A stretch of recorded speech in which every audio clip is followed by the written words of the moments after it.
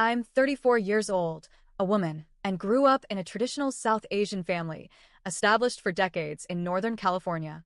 In my home, success was synonymous with stability: college at Stanford or Berkeley, a good husband chosen with criteria, two well-behaved children, and a house no more than 30 minutes from my parents. So they could help on weekends and, of course, discreetly supervise whether the pantry was well stocked with saffron and cumin. But I began deviating from this script much earlier than expected. At 21, I switched from biomedicine to design. At 25, I turned down an internship in San Francisco to accept a permanent job at a branding agency in Stockholm. At 27, I quit everything again and went to Paris, where I began working as a freelance visual identity consultant. Since then, I've become a nomad. According to my parents, especially my mother, this isn't a real life. Remote consulting? Translation: unemployed. Living in another time zone? You're running away from something. And every time we talked by video or call, it was like filling out an eternal job interview, justifying every step I took, as if I were a rebellious teenager, not an adult woman with a stable career and my own apartment in Montmartre. But none of this bothered me as much as my love life. They always suspected. I never introduced anyone. I never brought a nice boy to Sunday dinner. And when I calmly told them I was in a serious relationship, my mother's first reaction was, "And why have we never heard about him before? Is he even real?" I laughed, thinking it was a joke. But she was serious. My father, in silence, just frowned. To them, the French boyfriend I'd been posting vague photos with on Instagram was more urban legend than someone real. I had been dating Eric for almost 2 years. He works with executive aviation, a kind of route and logistics consultant for companies that operate private jets between Europe, the Middle East, and Africa. He had worked for Saudi princes, UN directors, CEOs of brands my mother wouldn't even know how to pronounce. But I never shared the details. Not out of secrecy, out of self-preservation. And that's why when I received the invitation to spend Christmas with my family, after avoiding these dates for nearly 5 years, I hesitated. It was my chance to try to reconnect. But, of course, the invitation came with my mother's typical touch. If your boyfriend wants to leave the world of imagination and appear, he'll be welcome. With a smiling emoji. Always the smiling emoji. Eric and I had already planned to travel to the United States during the holidays. He had a meeting in Dubai days before, and I would fly directly to California, where my parents still lived, in Fremont. He said he would meet me on Christmas Eve, arriving no more than an hour or two late, if the private flight he was catching from Paris to San Francisco wasn't delayed. I thought it was excessive, but he insisted. In my head, I already knew what awaited me. The looks, the fake smiles, the comments that tasted like poison. I was the eccentric daughter, the disappointing one, the one who invented international romances to feel important.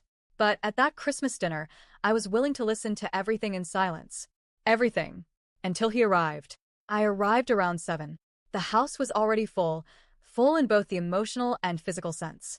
Neighbors, second cousins, uncles I hadn't seen since high school, and even my sister's former violin teacher were scattered around, among platters of aromatic rice and westernized canapes. The Christmas tree looked more like a store window sculpture. White, silvery, without a single crooked ball made by a child. My mother wore a red sari with golden embroidery and a necklace I knew only came out of the box for events with group photo potential. My father circulated with a glass of whiskey and his neutral smile of a restrained host. "She came," shouted Aunt Mina, hugging me as if I had been resurrected. "And still without the French prince?" I smiled. I didn't answer. I entered the house with a gift for my parents under my arm, a set of blue porcelain plates that Eric had personally chosen in a store in Paris, and handed it to my mother. She said thank you, with a look that lasted half a second and a head movement that could have been a nod or a tick. During the first half hour, I was bombarded with questions coated in burnt sugar. Still living in Paris? And that sustainable fashion project? Does that make money? Have you thought about coming back here? Or freezing your eggs?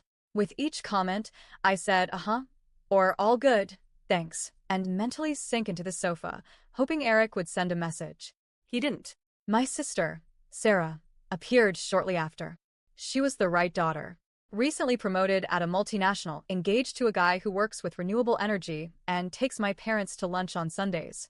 She wore a pearl-colored dress that probably cost half my rent and smiled like someone who knows she's winning. During the table setup for dinner, I noticed they had left an extra chair, but at the back. It was for me. 8 places around the main table. Mine on the side of the end. I wasn't surprised. It was symbolic. I was there, but not exactly. Sitting in that cold chair, between the crystal cabinet and the decorated tree, I heard my mother begin the classic Christmas toast. May this new year bring wisdom, health, and she laughed. Perhaps a real boyfriend for certain people here at the table. Someone let out a restrained chuckle. I looked to the side. My uncle pretended to scratch his chin. "Mom," said my sister, half scolding, half amused. "What?" she replied, with that air of, "I'm just kidding. If he really exists, it would be good for him to show up one day, right?" The knife was cutting the turkey, but also my last drop of patience. I could have stood up. I could have snapped back. But I smiled. I swallowed hard. And I waited. That's when the intercom rang. Once, twice. My father got up to answer. And my mother commented, laughing quietly, "Must be the fantasy Uber arriving." Seconds later, the door opened. And everyone heard footsteps. Firm footsteps. A woody perfume scent filled the air. A long black coat, snow still melting on the shoulders. A cashmere scarf around the neck. And a medium-sized, rectangular box with a thin blue satin ribbon. Eric was standing at the entrance, with a slight smile and his gaze directed at me. "Sorry for the delay," he said, with a light but firm accent. "I almost missed the private flight leaving Paris. But I couldn't help delivering this today." The room went silent. Completely. He walked up to me, bent down slightly, handed me the gift, and kissed my forehead. "Merry Christmas, mon amour." I was still sitting. But that night, even without standing up, it was as if I had finally stood tall. For 2 seconds, maybe 3, no one said a word.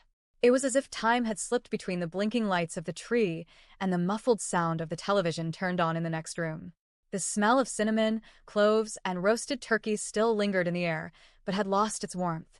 Everything now seemed suspended. Frozen. Eric smiled, like someone who didn't notice the tension. But of course he noticed. He noticed everything. It was a habit of people who deal with airports, operations directors, time zone changes, and last-minute deadlines, reading the environment in 2 seconds and responding with millimetric precision. "Good evening, everyone," he said, in a polite, articulate, but not robotic English. "I'm Eric. I finally had the pleasure of arriving. I hope I didn't interrupt anything important."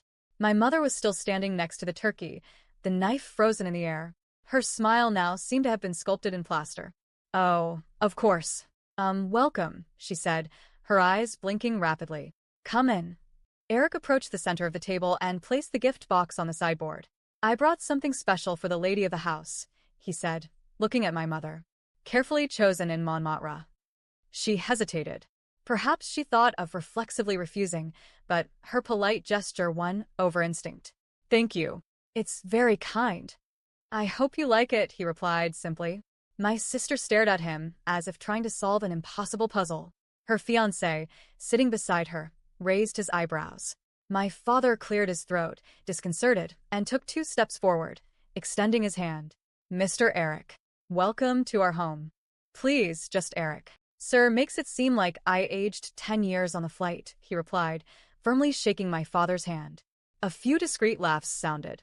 Relief. Someone finally broke the tension. A cousin in the corner muttered something about his coat, looking like it came from a movie. Another commented, quietly, "He looks like an actor."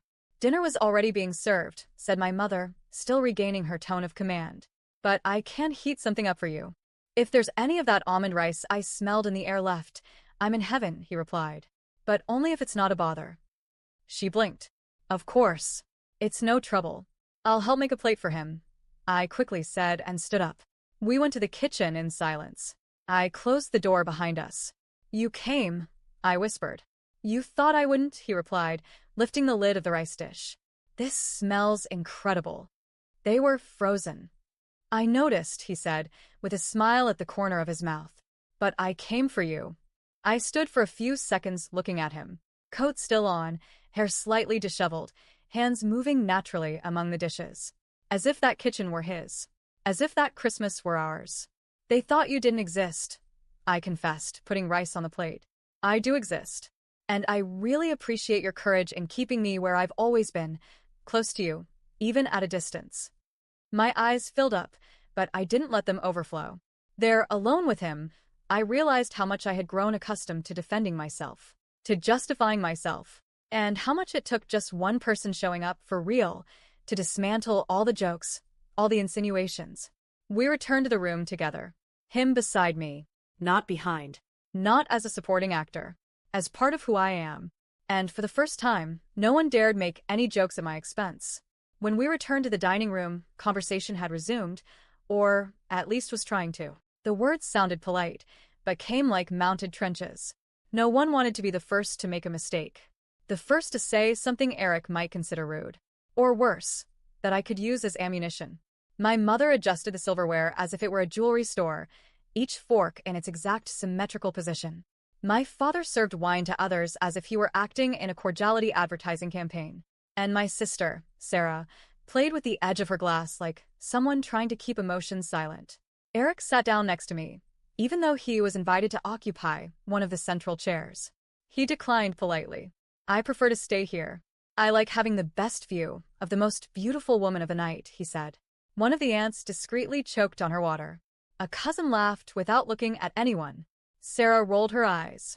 So, Eric, my father began. You work in aviation? That's right. Today, more in the planning and operational security part. I help companies organize private flight routes in regions with more delicate logistics, he explained, between one forkful and another. But I started as a pilot at 22. Private flights? Asked an uncle with an expression between fascination and distrust. For whom? Various clients. Diplomatic teams, artists, businessmen. Many people who value agility and discretion. The word fell like a whisper. The same word my mother had so often used to accuse me of hiding things. Of being too closed. Of never trusting her with the serious parts of my life. That sounds interesting, my mother finally said. Yes. It's a small world, but full of stories. I just can't tell many of them, he smiled. My sister, who until then had only been observing, decided to speak. And how did you two meet? It was in a cafe in Paris, I answered. A rainy day. He took the last croissant, and I almost snatched it from his hand. I offered half, said Eric. She accepted, but then ate all of it. Some laughed. Others just looked. But the effort was visible. Eyes trying to accept what didn't fit the script everyone had already rehearsed in their heads. They wanted to see him as exaggerated, arrogant, or fake. But he wasn't any of that. He was just firm. Real. At a certain point, my mother got up from the table and went to the kitchen. I stood still for a moment until I realized she was taking too long. I followed her.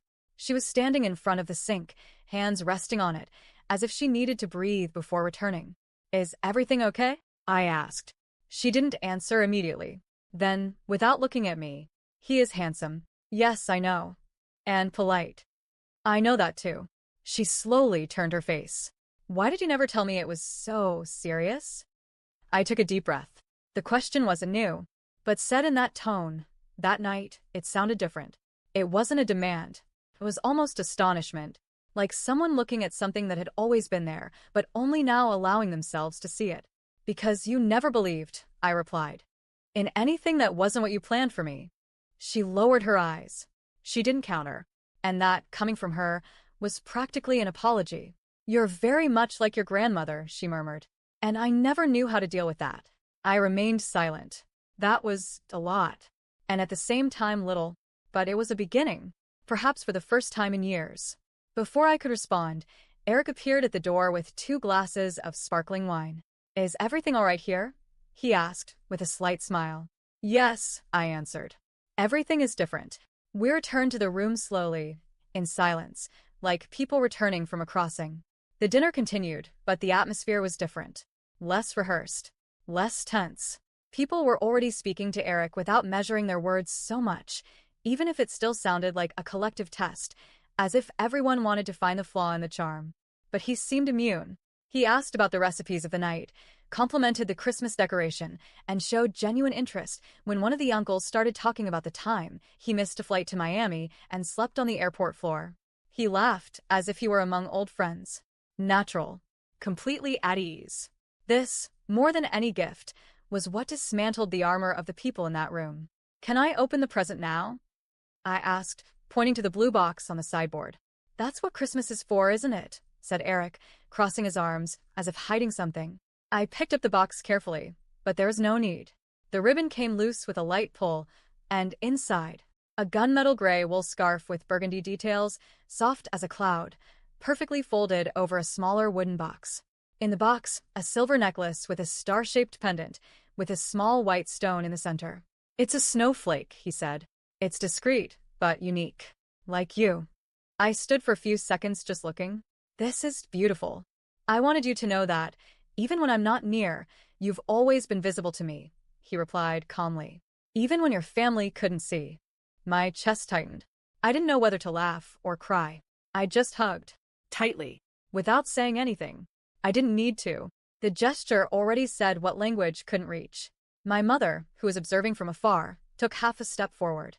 It is beautiful, she said. Thank you, I replied, without taking my eyes off Eric. Sarah appeared soon after with a dessert plate. Mom, would you like pudding? My mother hesitated. Later. I'm not hungry right now. That caught me by surprise. My mother never refused pudding, but at that moment, she seemed more occupied with thoughts than with taste. And I realized something in her had broken or started to break. A kind of hard pride that, gradually, became too uncomfortable even for herself. My father passed by with a bottle of wine, offering to fill Eric's glass. A Frenchman likes wine, right? Eric thanked him with a smile. Very much. But today, I'm falling in love with your wife's cashew juice. Real laughter echoed through the room. For the first time that night, the sound was light. It wasn't tense. It wasn't forced. It was the laughter of those who, even without admitting it, were beginning to accept that maybe I wasn't a detour from the path. Later, already on the sofa, with the necklace around my neck and the scarf folded over my knees, I leaned back against Eric. He played with my hair, distracted. That was intense, I murmured. It was beautiful, he corrected, because it was all of you, without editing anything. The party was beginning to disperse, but I didn't want to sleep or leave. I just wanted to stay there, between the lit fireplace, the blinking lights on the veranda, and the certainty that, for the first time in years, I wasn't the shame of the night. I was presence. The night was slowly dying. The Christmas lights were still blinking rhythmically, but the house was emptier, quieter. The guests had left gradually one by one, taking with them the poorly disguised astonishment, the cut-off whispers, and, deep down, a discomfort I knew well. The discomfort of reviewing a story that had already been considered closed. My sister and her fiancé were the last to leave. She gave me a quick kiss on the cheek, like someone who was still processing everything. Her fiancé shook Eric's hand with respect, perhaps even admiration, and wished happy holidays like an executive greeting an important client. My father was locking the front door, while my mother collected the plates with the automatic movements of someone who wants to appear too busy to feel anything. Eric and I were still sitting on the sofa. The room seemed different, and perhaps it was. My mother passed near the Christmas tree, and, for a moment, her eyes met mine through the reflection in the cabinet mirror. She looked away, but not quickly enough. Eric stood up. Would you like me to help with the dishes? My mother stopped, staring at him for a second. The proposal, coming from a man, a foreigner, and moreover a guest, seemed to briefly leave her without a social code. No need. I'll take care of it, she replied. But thank you. Then I'll put away the dishes on the table. I can at least do that. He collected 2 plates before she could stop him, and headed to the kitchen. We were alone. The tree was blinking behind me. He is kind, she said, without emotion. He is everything you thought didn't exist, I replied, more firmly than I had planned. She took a deep breath. It's not that. I just didn't imagine he was real. Because you never asked. You always presumed. She sat down slowly on the arm of the chair, without looking directly at me. When you were little, you said you wanted to live in another country. I thought it was a phase. That you would change. Come back. But you didn't come back. I remained silent. Sometimes, silence answers better than any argument. I didn't understand your choice, of course. I didn't understand you leaving secure jobs. And even less did I understand spending Christmas alone for so many years. But today, I understood one thing. She turned her face, finally looking at me. I don't need to understand everything to respect it. That disarmed me. I wanted to say something, but nothing came out. She got up again, impatient with her own vulnerability, and walked to the tree. "The gift he gave me," she said, handling the box. "A scarf. Blue, with gold details. Did you know?" No. "It's just like the one your grandmother wore. The one in her wedding photo. Do you think it was a coincidence?" I thought for a second. "I think he saw you, even without ever knowing you. Maybe that's why you found it so strange." She smiled, half cynical, half touched. "Maybe." Eric appeared at the kitchen door, wiping his hands on a dish towel. "Dishes done. Now can I earn points as a grade A guest?" "You already have, Eric," she replied, surprising us both. "You have for some time now." He winked at me, and I returned with the smile I had kept all night. It wasn't a smile of revenge. It was relief. The feeling of, for the first time, fitting into my own story without having to apologize for it. The house was almost empty when Sarah returned. She said she forgot her phone, but as soon as she crossed the door it was clear she wanted more than a forgotten device. She used the same tone of voice as when we were teenagers, and she needed to find out if I had read her diary. Curious. Attentive. Slightly suspicious. "You're still here?" she asked, looking around. "Eric is going to sleep at a nearby hotel." "I stayed to help with things," I replied, neutral. She walked around the room, eyes on the gift boxes, on the neatly stacked plates. My father had already gone upstairs. My mother was in the bedroom. Eric was in the garden, on the phone. "So it's true, isn't it?" she said, stopping in front of me. "He exists. He always existed. You all just preferred not to believe." She crossed her arms, as she always did when she wanted to say something difficult. "It's not that. It's just that he appeared. Just like that, out of nowhere. And everything is so perfect." "You mean he doesn't seem real?" "I mean he doesn't seem like anything. He is. He's handsome, elegant, intelligent. Has an accent. Has a job that no one understands, which makes him even more interesting. Brought a present for Mom. And on top of all that, washed dishes." "What are you trying to say, Sarah?" She hesitated. She went to the cabinet mirror, touched her own hair. An automatic, nervous gesture. That for the first time, I was the invisible sister. That paralyzed me. "Me?" I asked, unable to hide my astonishment. "It was just today, calm down," she replied, laughing awkwardly. "But it was strange. You've always been the model daughter, the perfect fiancée, the pride of the family, the reference. And now you're telling me that it hurt," she cut in simply. "Because I was used to shining. And you appeared. Not just with an incredible guy, but with a life that you built your own way. Alone. And that's something I never knew how to do." I hadn't expected that. Not from Sarah. But there was no irony in her voice. Just confession. "I never wanted to compete with you," I said quietly. "I know. But I competed anyway." She picked up her phone from the table. She pressed the button as if that ended the conversation. But before leaving, she turned again. "He likes you very much. That's impossible to fake. Even for someone like me, who always thought she knew everything." And she left. Without anything more. Eric returned soon after, still with the scarf around his neck and the calm smile of someone who seemed to have won the night.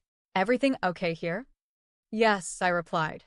"Something's even more okay than I expected." He came closer and rested his chin on top of my head. "The model sister is gone?" Yes. But today she saw the other side of the coin. "And you?" "Me?" I saw the whole reflection. The night had already turned into dawn when I sat alone on the back porch, wrapped in the scarf Eric gave me. The air was freezing, but the kind of cold that awakens, that clears the mind. The house behind me was silent. Even the blinking lights had already been turned off. Christmas was officially over. But for me, it still burned inside.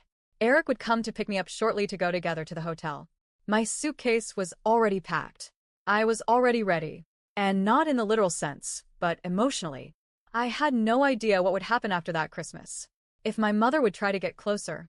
If my sister would go back to talking as if nothing had happened. If my father would one day say he was proud. But for the first time, all of that mattered less than it should. I didn't want revenge. Or an audience. I just wanted peace. And, surprisingly, I found it there.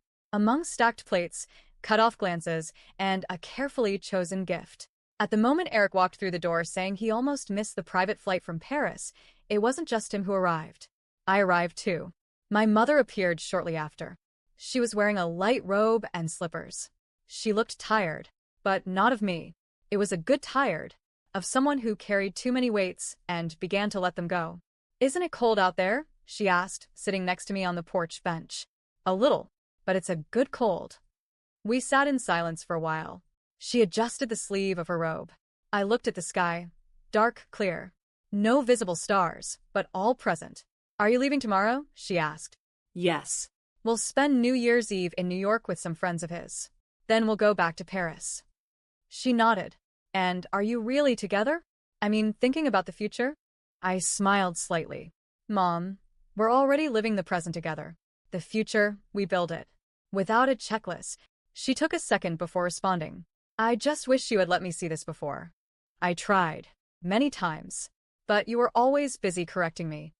She lowered her eyes. "I was afraid." "Of what?" "Of losing you to a world I didn't understand." We stayed there just breathing. Then, she extended her hand over mine. "Thank you for coming. And for not giving up on me." "I came for myself, Mom. Not for you. But I'm glad it was worth it." She squeezed my hand, without saying anything more. For the first time, that was enough. Eric appeared shortly after, with keys in hand and hair tousled by the wind. He looked at me, then at her. "Ready?" "Always," I answered. I stood up. I picked up the small backpack I had left beside the bench. And when I walked with him to the car, I realized I wasn't leaving. I was just going home. Behind me, my mother was still sitting, looking ahead. She wasn't crying. She wasn't smiling. She was just breathing, like someone who knows that something inside her and inside us has changed. And perhaps from now on, this will be our Christmas. Not the one with the perfect tree or the perfect family, but the Christmas in which, finally, I was real.